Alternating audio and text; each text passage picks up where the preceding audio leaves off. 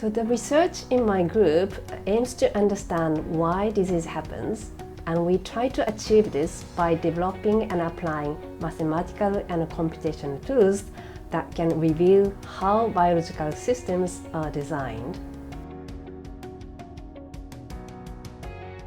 In my research, I use mathematical and statistical modelling to investigate new treatments for life-threatening fungal infections. We developed Bayesian mechanistic models that use time course data to quantify and compare fungal growth in different experimental conditions.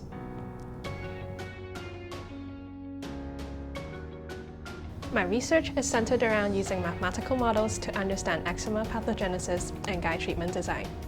We develop mechanistic models to explore how disease progression is related to immune responses and the skin microbiome, then go on to identify treatment targets and propose corresponding design strategies. So my research focuses on ExpeNet, an AI model that we are currently developing to assess the severity of eczema from digital camera images. This consists of an automated assessment of image quality, training a deep learning model, and quantifying the uncertainty of our predictions.